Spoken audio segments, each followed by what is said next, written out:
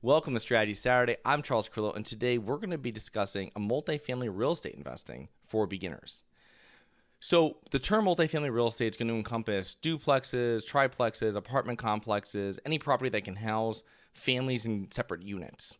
When I'm talking residential multifamily, I'm talking 2 to 4 units. When I'm talking commercial multifamily, it's going to be properties with 5+ units.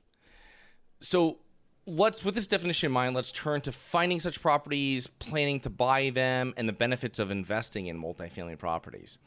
Number one is goal setting, self-evaluation, and partnering. I want to briefly go over this. If you see or listen to any of the other episodes, you know that I kind of go over these in detail. I have some episodes that go over them specifically. But with goal setting, we're really trying to figure out what you're trying to achieve in the next 1, 5, 10, and 15 years, and make sure that the properties that you're buying and your investment strategy that you're laying out now is going to fulfill and help you achieve those goals. So that's part of the whole self-evaluation and goal setting is one. The other portion there is the partnering. I personally never partnered initially on properties, and I did some small partnerships with my brother and stuff like this when we were buying other properties, but initially I was buying properties myself. And after I did that, when I started scaling into large multifamily and commercial properties, that's when I started being on teams with partners, because that allowed us to grow much faster. But to start off, when you're learning the business, I would suggest buying a smaller multifamily property with yourself and maybe one other partner. Secondly, what type of team do you need to obtain your first property?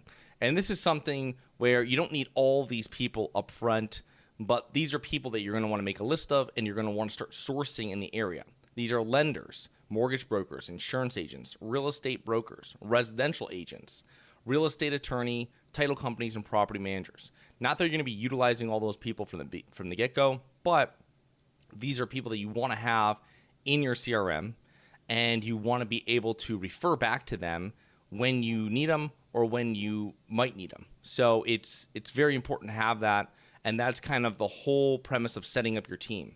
You can source a lot of these people through a good broker or maybe from a good mortgage broker. I found that real estate brokers are a great source for finding property managers, insurance agents, inspectors, everybody that you might need if what they work in is what your target property is. For example, if you're buying a commercial multifamily property, you're going to want to speak and source stuff through a commercial multifamily agent. Getting a property management recommendation from a residential agent that's dealing with 1 and 2 unit properties, that's going to be much different than the property manager that you're going to need for your 10, 12, and 15 unit, even your 5 or 6 unit building. Completely different setup and completely different requirements for the tenants. So let's talk about how to find a property. So searching and finding multifamily. Work with qualified real estate brokers specializing in multifamily properties. It's very important. A lot of real estate agents are trained not to work with investors at all because it seemed to be a waste of time. Some real estate agents work specifically with real estate investors. Some real estate agents or brokers work specifically on multifamily. Some of them work on different asset classes within commercial that don't have anything to do with multifamily. So it just depends on if you're looking for a specific multifamily property and that's what the asset class you want to go into, make sure you're finding agents that actually specialize in that. There is often no direct cost to doing this, as the broker collects his or her commission from the seller, and they have access to properties listed exclusively on local MLS, right? In detailed information where you would like to buy. Now, I always say have residential agents, even if you're buying commercial residential or commercial multifamily, because I've purchased commercial properties off of residential MLS. They post them there, and it happens. So make sure that you have commercial brokers and make sure that you have residential brokers. I've also on LoopNet seen triplexes for sale. Not that I've ever purchased a triplex off of LoopNet, but it's something that they do offer there. And so make sure that you have, depending on where you're going, I would have both commercial and residential agents in your CRM. You can utilize online property portals. We've heard of Zillow, Trulia, LoopNet. which together list a few thousand multifamily properties for sale across the country. These sites are also free to use. Obviously, like some parts of LoopNet are going to be more expensive when you're getting into it. But initially, when you're looking through it, there's a lot of properties on there for free. Even if you're not buying any of these properties, sourcing real estate agents from them and contacting them and building relationships, this is great. If you see one agent that's on there all the time and all they're selling is 15-unit properties and you want to buy a 15-unit property, fantastic. This is what they specialize in. Reach out to them, start building a relationship. Another way is direct solicitation. We've done this before for years. This can take the form of mailings, postcards, letters. It is a very targeted area, or even call if you are using software like Economies, which provides data on property owners, among other services. So you can go to your city, your county, you can pull lists of the properties that you want to buy. You can then find the owners' information. If they have a corporation, you have to go through and skip trace the corporation. Once you actually find the owner, you can send them a direct letter to their residential address. And then if you really want to contact them, you can give them a call. You can skip trace them personally and find phone numbers and call them. I personally don't really like that when you're getting into multifamily. I think that works better on single family type properties. I get those texts all the time, and I hate responding to it. If someone sent me a letter, I would hold on to it or take a picture of it and save it, whatever it might be. But the text and phone, I don't pick up any stuff like that. So I think a lot of multifamily investors are similar to myself. Obviously, you could call and some will pick up, but just my thoughts. Off-market deals. You can find these on searching sites like FSBO, FSBO.com for sale by owner, Craigslist, which lists properties for sale by owner, and general classified sites and online sections of local newspapers. Don't rule out newspapers. You want to be buying properties from older people and that have owned it for a while, that probably have no debt on it, perfect candidates for seller financing. You're going to be finding this in newspapers most likely. So not that you have to get a subscription, but you pick it up here and there, and also local newspapers too. They might be inexpensive or free to advertise in. So why invest in multifamily real estate? Number one, I think it's easier to finance, and it gets easier as the property gets larger. Although the total cost of the property and down payment may be higher, there are also more financing options available for this type of property, as lenders generally consider it lower risk due to higher occupancy rates. These include conventional-backed multifamily property loans, portfolio loans, and FHA-approved loans from Fannie or Freddie Mac. So if you're just starting out, and you are able to get an FHA loan, it's fantastic. You can house hack, you can buy a property, duplex, triplex, quad, live in one of them, rent out the others. You can utilize your FHA. Now, once you start buying more properties, they usually put you a cap of having 10 mortgages in your name. This is where portfolio loans come in, where you speak to a local bank, lender, local credit union, and they give you a loan maybe on all those 10 properties. It'd be one loan, so you're kind of cross-collateralizing all your properties. And then you can go out and buy more properties because now there's no loans in your name. That most likely will be an LLC, which it always should be, and that's a great way of doing it. The other thing, too, is when you're getting into larger properties, $750,000, really $1 million loan amounts and above, you're going to get into Fannie Mae and Freddie Mac. That's what we focus on utilizing when we're buying multifamily properties.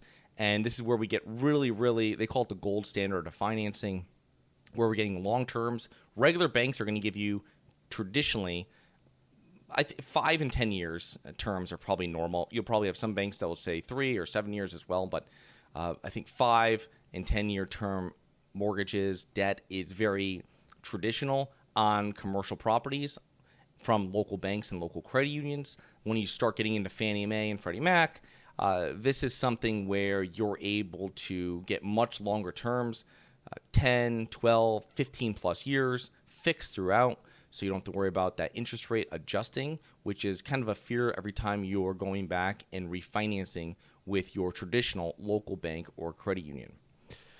Another thing, too, is economies of scale. And this is big. This is a great thing, and this is something that you should kind of strive for when you're building out your goal setting. Because you don't want your goals to be, I want to buy 25 units, and I'm going to buy 5 plexes, and then I'm going to be buying them 20 minutes, 20 minutes, 20 minutes away all over the place. You really want to focus in on one area of what you're working on. That's going to give you economies of scale, even if you're buying smaller properties. And this is a misconception. Yes, it's harder to do this than just going out and buying a 25-unit property. I understand that. But you're not the only person that's thinking this way. If you want to put in a little bit more legwork, you might be able to get better pricing because larger investors are going to veer away from smaller multifamily properties because of more hassle it has to do with it. They don't have any scale. But if you're buying properties, say for instance, you own 20 units in an area, I don't own any, and there's a 5-unit there, and my management when I go into that's going to be, say, 8-9%, right? And your management's already fixed because you have so many units there at 5 or 6% through your management company, you have an advantage over me because you already have economies of scale once you buy that. You can add into your portfolio and you can save money. You can pay higher for the property, which is the end thing that we're talking about here, over what I can pay because of your economies of scale. When you're getting into larger properties, when you start scaling your portfolio, every property you add is going to be able to lower the cost of that per unit price down, okay? So you have landscaping on a 3-unit property. You buy another 3-unit next door and another 3-unit a street away. When you're doing that, your cost is just going to drop because now you go back to landscaper and go, I've got two properties you have to mow every week. I've got 3 properties you have to mow every week. And you can negotiate down. And even if it's a little bit of savings, that's the economies of scale. So your maintenance, your insurance, your rental, property management overall all gets cheaper when there are multiple units at the same location or nearby. Of course, the more you manage to reduce your expenses, the more cash flow you can enjoy. So this is, in real estate, as I always say, to have a competitive advantage, to build a moat around your business is 2 things. You need access to money and you need relationships, okay? And those relationships are kind of broad, but that really means relationships with the brokers, relationships with property managers, relationships with lenders. You have a lender that's going to allow you to put down 10% on property, and that lender doesn't know me and they're going to charge me 25%, or the lowest I can get in that area is 25% down. You are going to be able to have an advantage, right? Because you can go into properties in areas, possibly pay a little bit more for the property because you can put less down on it, and you're going to have a higher cash-on-cash return. So these are all things that you have to think about when you're starting off in multifamily investing. But get your first property. It's great. I would really suggest doing the FHA route. I hope you enjoyed the episode. Please remember to rate, review, subscribe. Please submit comments and potential show topics at globalinvestorspodcast.com. Look forward to 2 more episodes next week. See you then.